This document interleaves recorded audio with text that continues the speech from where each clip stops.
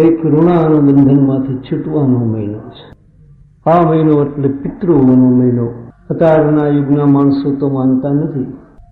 ઘણી જ્ઞાતિઓ તો ઠરાવો પણ કરી નાખે છે કે ભાઈ આવું બધું ન કરવું જોઈએ. પ્રેત ભોજન છે, અગર તો 12માનું ખાવું નહીં. પણ આપણા પુરાણો સાક્ષી પૂરે છે કે લોકાનુલોકની ઉપર જે કંઈ કલ્પના છે કેટલા ટકા એમાં આપણે ઊંડા જઈ શકીએ તો હું કહી શકતો નથી. પણ જે ગયેલા છે, જેની વાણીમાં મક્કમતા છે, સચ્ચ છે, એ એવું વધ્યા છે કે ભાઈ 14 લોક છે. પછી ચાહે તો પિંડે હોય, ચાહે બ્રહ્માંડે હોય, બુદ્ધિ ગમે જ્યાં સુધી વાત થાય એને જ્ઞાન કહેવાય. બુદ્ધિ ગમ્યમાં તપાસવાનું આવે, રૂપાંતર કરવાનું આવે ત્યારે એને વિજ્ઞાન કહેવાય. અને બેથી જ્યારે અવળું હાલવાનું આવે તો એને અજ્ઞાન કહેવાય. છે તો જ્ઞાન હજી. એક માણસ એમ કે હું ઈશ્વરને માનતો નથી, તો પેલા એને અજ્ઞાની કે પણ મૂળ તો એમાં જ્ઞાન છે જ. ઈશ્વર નથી એમ નથી કહેતો. અને કદાચ એમ કે ઈશ્વર જેવી કોઈ હસ્તી નથી તો પણ માનવું જરૂરી છે કંઈક તો જ એ શબ્દ આવ્યો હોય. પદાર્થ ક્યાંક છે, ક્યાં છે એ નથી ખબર. અમેરિકા એમાં વોશિંગ્ટન ક્યાં છે એ આપણને નથી ખબર. એટલે આપણે કહીએ કે આવું કાંઈ હોઈ શકે નહીં, જેમ ચંદ્રની વાતો કરવી છે આપણે. તો પુરાણો એમ સાક્ષી પૂરે છે કે 14 બ્રહ્માંડ છે. 14 બ્રહ્માંડમાં ચોથું બ્રહ્માંડ, ચોથો લોક એ પિતૃઓનો લોક છે. પિતૃઓ પ્રેમથી તૃપ્ત થાય છે. પિતૃઓ એટલા બધા સહજ છે કે શ્રાદ્ધ વખતે પછી 5 પ્રકારના શ્રાદ્ધમાંથી ગમે તે શ્રાદ્ધ હોય, નાંદી શ્રાદ્ધથી માંડી કર્મ શ્રાદ્ધ સુધીનું ગમે તે શ્રાદ્ધ હોય, પણ એ વખતે ભાણું ખખડી જાય, વાસણ ખખડે ને તોય પિતૃઓ ધ્રુજી ઉઠે છે. પિતૃઓને કંકાસ ગમતો નથી. ઘરમાં ઝઘડો થાય તો શીના આવે, પણ પિતૃઓ સહજ છે. અને એટલા બધા સહજ છે કે એ પોતાના પરિવારને વધારવાની જ વાત કરે છે. એક વખત મેં કીધું તો કદાચ ખ્યાલ હોય તો, ઋણ 2 પ્રકારના,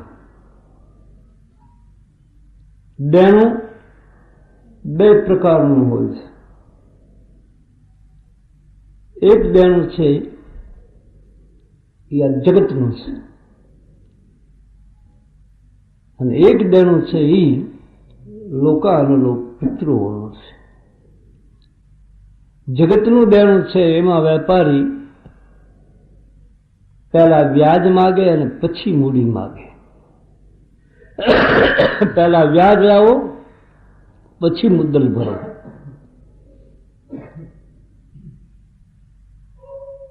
લોકાનુલોકનું જે છે એમાં મુદ્દલ પહેલા માગે છે અને વ્યાજ નથી માગતા. ફરક આટલો જ છે.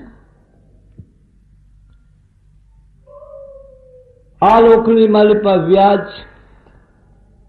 સંઘરવામાં આવે છે, ઓ લોકની માલિપા વ્યાજ છૂટું મૂકવામાં આવે છે. બહુ ખુલાસાવાર વ્યાજ છે. મૂડી પૂરી અહીં થઈ રહી, જવાનું થાય તો એમની ઈચ્છા પિતૃઓની એટલી જ હોય છે તો વાહે વ્યાજ મૂકીને આવ્યો ઈથીને વિશેષ ખુશી થાય. વ્યાજનું વ્યાજ જ્યારે ચક્રવર્તી વ્યાજ ચડી ગયું હોય તો બહુ અતિ ખુશી થાય. પિતરો વ્યવહારનું વ્યાજ મારી નાખે, આ વ્યાજ છે ખુશી કરે છે. પણ ક્યારે? કે વ્યાજ ચોખ્ખું હોય ત્યારે. ચોખ્ખું વ્યાજ જો હોય તો ખુશી થાય. બાળુભાઈએ પહેલું ભજન ગાયું,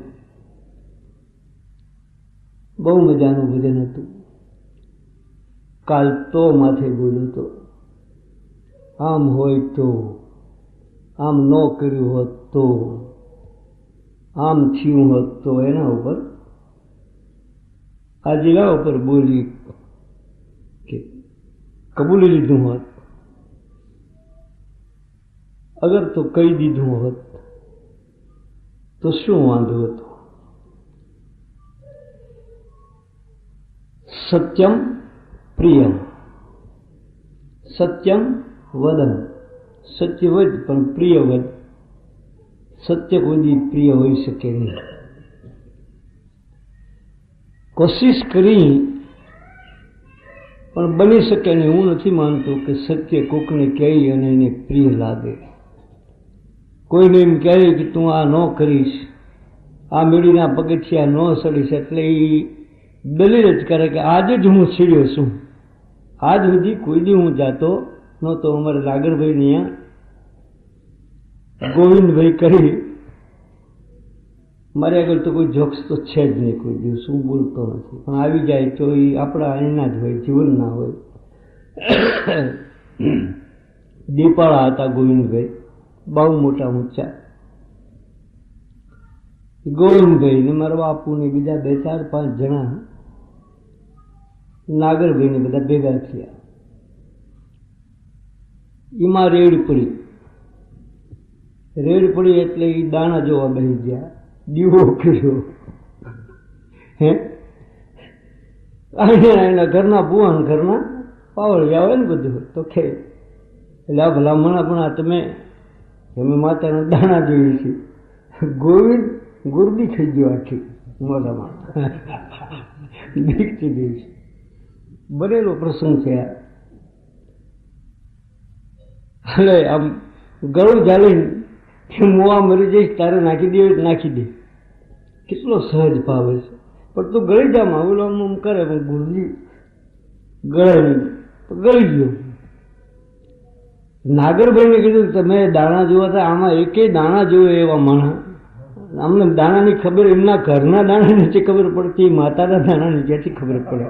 નથી આ ભાવસિંહભાઈને ખબર પડે એવી, નથી આ ગોવિંદને ખબર પડે એવી, નથી રામજીને ખબર પડે એવી, નથી મોતીભાઈને ખબર પડે એવી. બધા એ વખતના નામધારી માણસો, નામદોષ જાહેરમાં. તો એટલે કબૂલ કરી લીધું. કબૂલ કરી લીધું એટલે જતા રહ્યા. હવે એ માણસને બીજે દિવસે એક વ્યક્તિ એમ કીધું કે હવે તારી ઉંમર થઈ, હવે આવું નહીં કરવું જોઈએ. એ માણાને કહી દીધું કે જો માણાના પેટનો જ કોઈ દી મારે અહીંયા બેહવા આવતો નહીં. આ સત્યમ પ્રિયમ લે. આ નામ દઈને જાહેરમાં બોલું છું. એમ સત્ય પ્રિય કોઈ દી ન લાગે. લાગે પ્રિય કોને? જેને રાહ બદલી નાખવો હોય એને લાગે. જેમ મેં કાલ કીધું તે પરીક્ષકથી હાલીએ આપણે. પરીક્ષકને નહોતું કીધું કે પરીક્ષક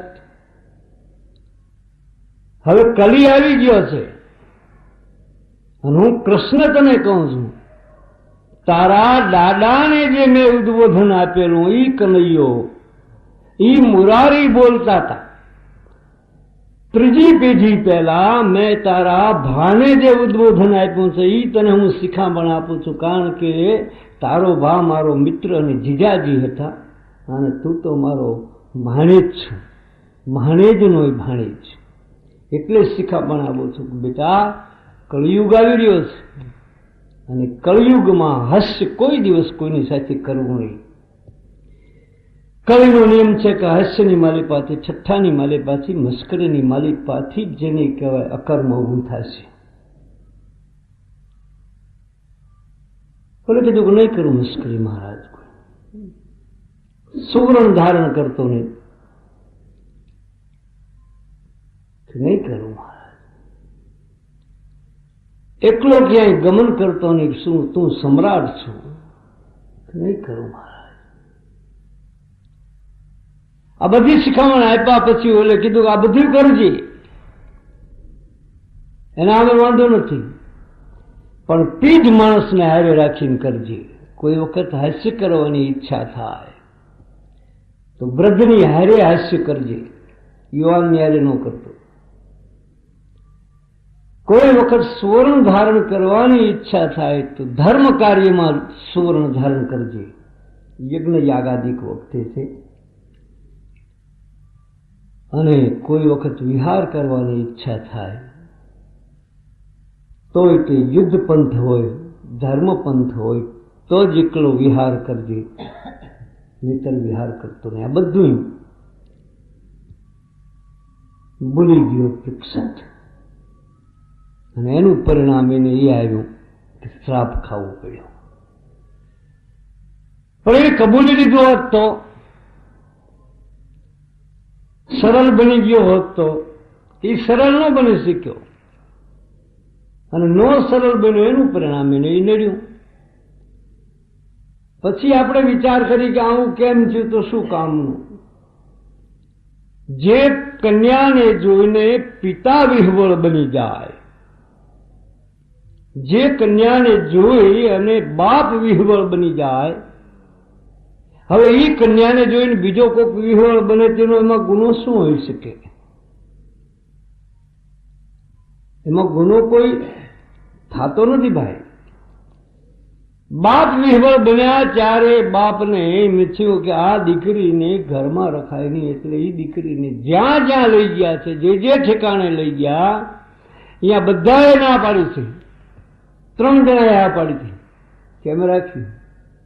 એમાં પ્રથમ ઇન્દ્રનો નિયમ છે, પછી ઋતુરાજ વસંતે કીધું કે હું રાખું આ કન્યાને, અને ત્રીજી ચંદ્રમાએ કીધું કે આ કન્યાને મારે અહીંયા મૂકી જાઓ, મારા ઘરે તો 27 રાણીઓ છે, આવળ ગોવળ છે, છોકરા છે, અહીંયા છે, બધું છે.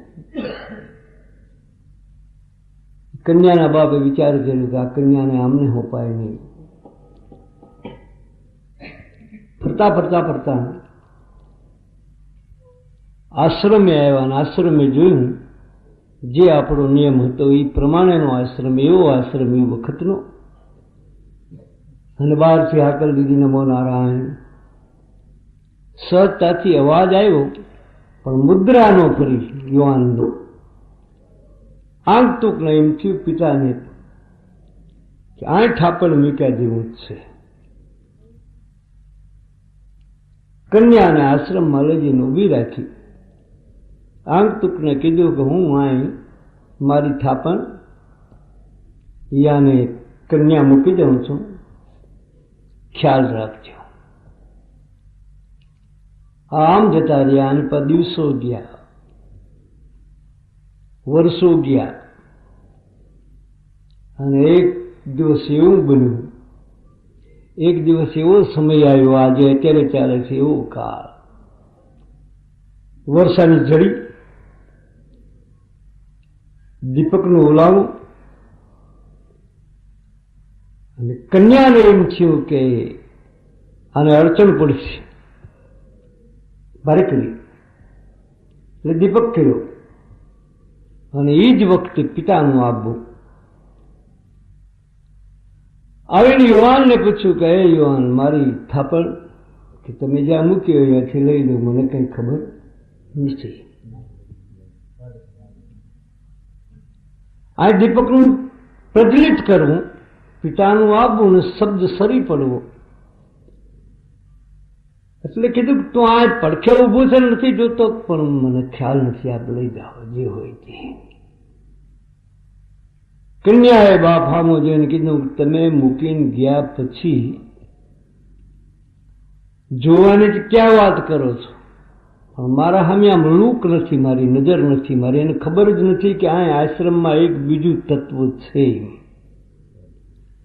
એ સ્વયં જડતામાં જીવન જીવે છે. બાપ પ્રસન્ન થઈ ગયો. દીકરીને કીધું કે શું કરવું છે, કે આવો પતિ મળતો હોય તો તમારા આવું ભાગ્ય કહેવાય, જેને ખ્યાલાત જ નથી જગતની ઈશ્વર નામ સ્મરણ સિવાય, જપ સિવાય, હરિનામ સ્મરણ સિવાય. અને એ કન્યા આપવામાં આવી. એ મુનિ ગૌતમ હતા. હવે આમાં વેર તો પહેલેથી બંધાઈ ચૂક્યું હતું.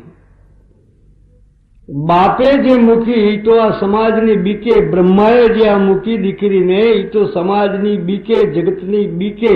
ભાઈ બહેનના લગ્ન તો એ વખતે થતા હતા. એ કાળમાં જોડિયા તો લગ્ન બનતા હતા, પણ બાપ દીકરીને ઘરમાં ન બેહારી શકે એ બીકે એ દીકરીને બીજે મૂકવા ગયો હતો. એ વિહવળ બનેલ બ્રહ્મા એ કન્યાને બીજે મૂકવા જવાનું કોઈ કારણ બીજું હતું જ નહીં.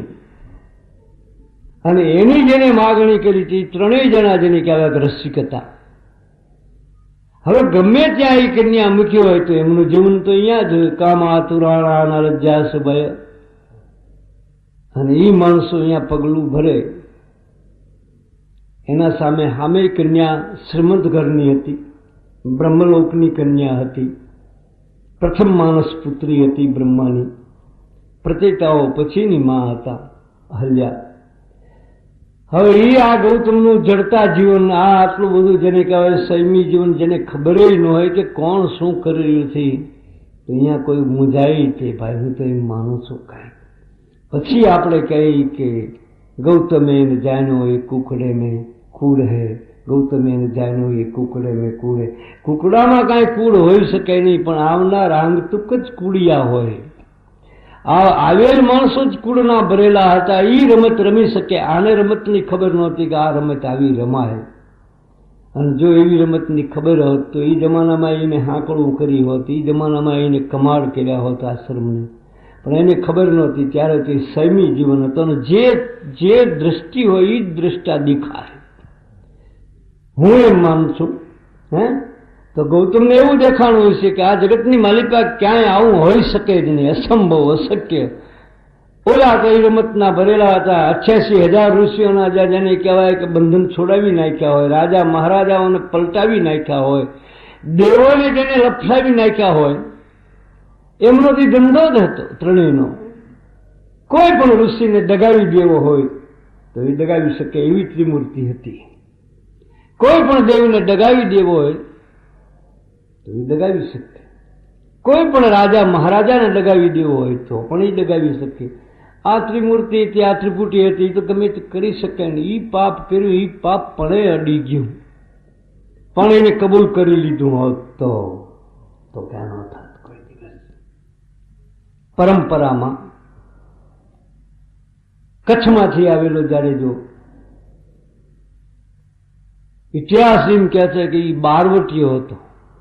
હવે આપણો એક દોહો છે, અને દોહામાં બહુ સહજતાથી કહેવામાં આવ્યું છે, સરળતાથી કીધું છે, એકદમ આપણે સમજી શકીએ એમ કે ઊંચા કુળનો આબર્યું, ઊંચા કુળનો આદમી ને કરે ને નીચું કામ.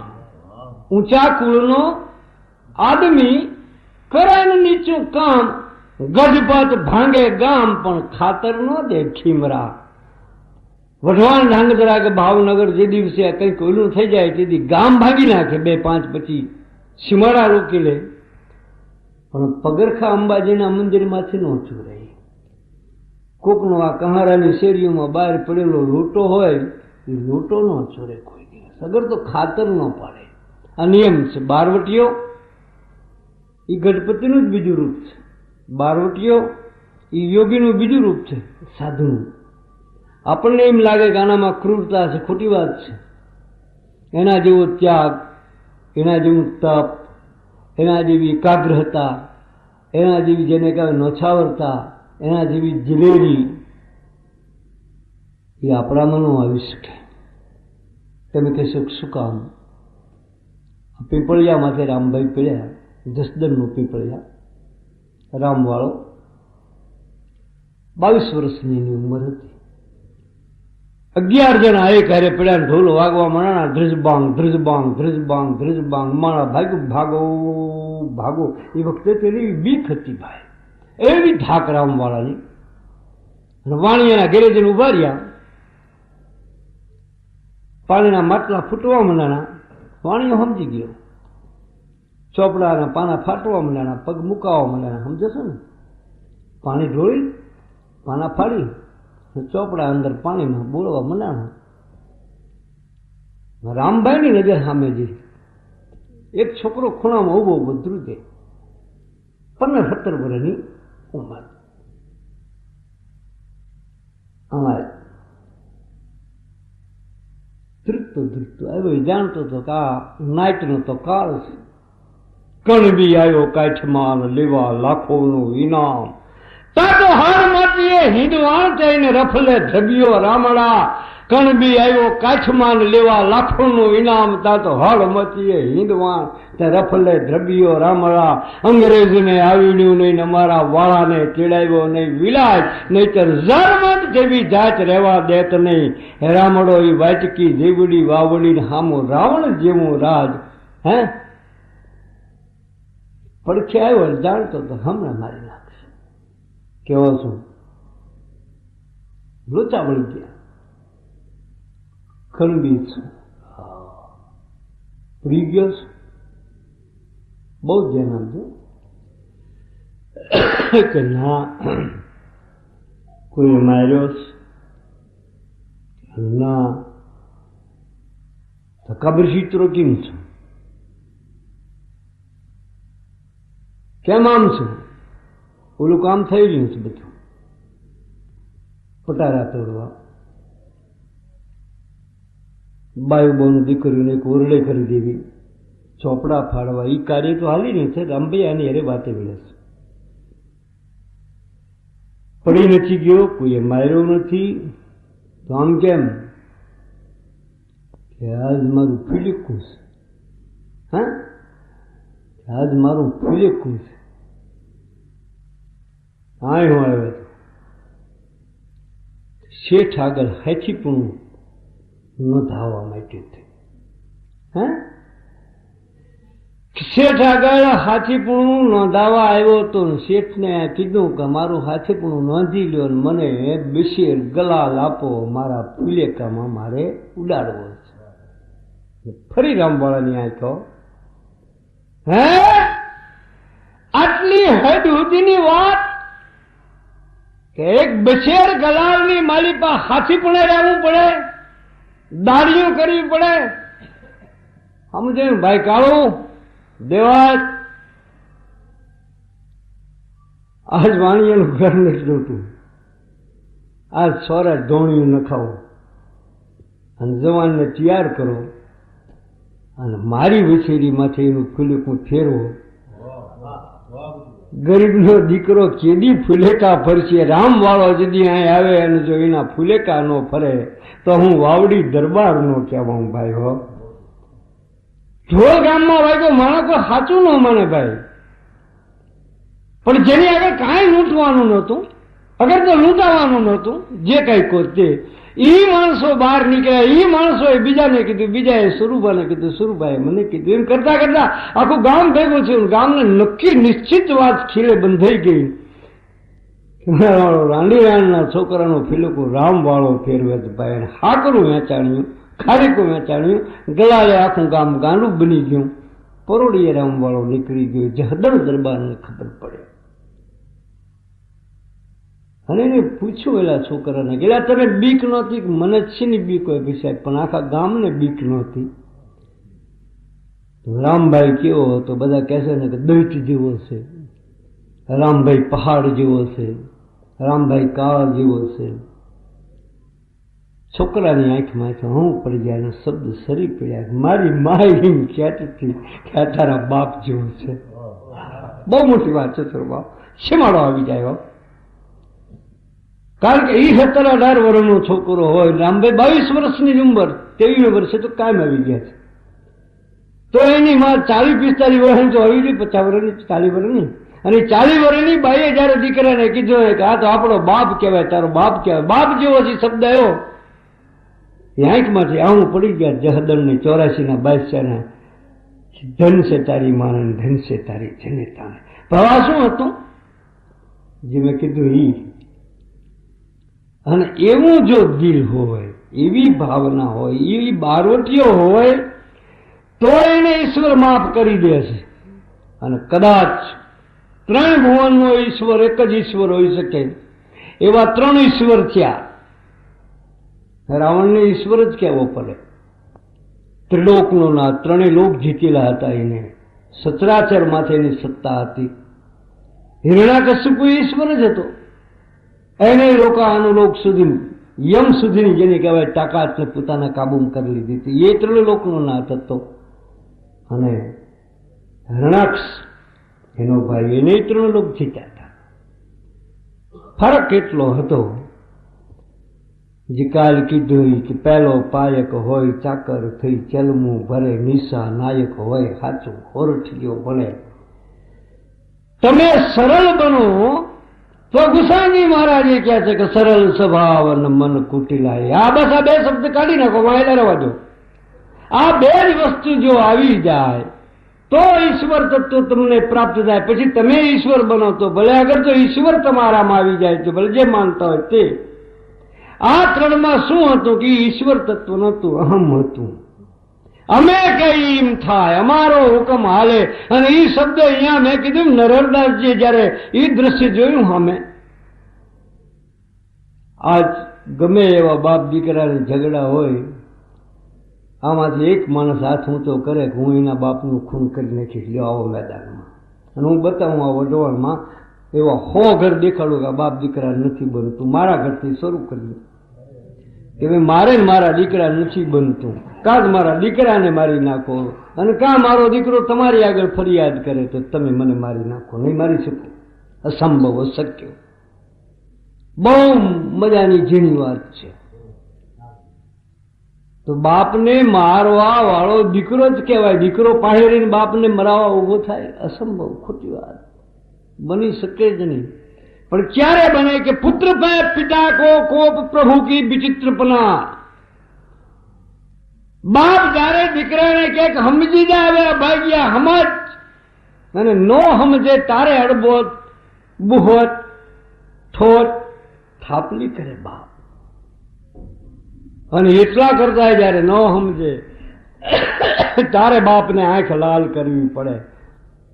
નરહરદાસજી કહે છે પુત્ર પાયા પિતા કો પ્રભુ કી વિચિત્ર પના. એ ઈશ્વર તારી આ પનાગીરી તો કઈ સમજણમાં નથી આવતી, કઈ મગજમાં નથી બેહતી.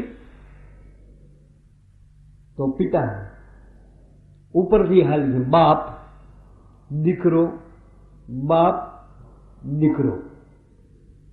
આ દીકરા માથે પિતાનો કોપ નહોતો. તમારી દ્રષ્ટિએ ઈ બાપ હતો, બીજી દ્રષ્ટિએ કોકનો દીકરો હતો. તમારી દ્રષ્ટિએ ઈ કોકનો બાપ હતો, બીજાની દ્રષ્ટિએ ઈ કોકનો દીકરો હતો, એનો દીકરો હતો. ઈ બાપે કીધું કે હવે સમજ હિરણ્યકશ્યપુ હઠી જાય છે. હવે હાય નરાયક પુત્ર ભાઈ પિતા કો પ્રભુ કી વિચિત્રપના. કેમ મારા દીકરાના દીકરા ઉપર તો આમ કરસ તું? આવું કેમ તારાથી કરી શકાય? એમ કે હું પ્રહલાદનો બાપ છું, તો ઓલો કહે ને પણ હું તારો બાપ છું. તું પેલા મારું માન હરામ ખોલ. પુત્ર પે પિતા કો કોપ પ્રભુ કી વિચિત્રપના. આ તારી પનાની ખબર નથી પડતી. અને આને હુકમ કર્યો હતો. સંડને અમર્ક જયારે આવ્યા ત્યારે હમું જોઈને કીધું કે હે ઋષિઓ, તમે સમજાયા છતાં સમજતો નથી કે ના?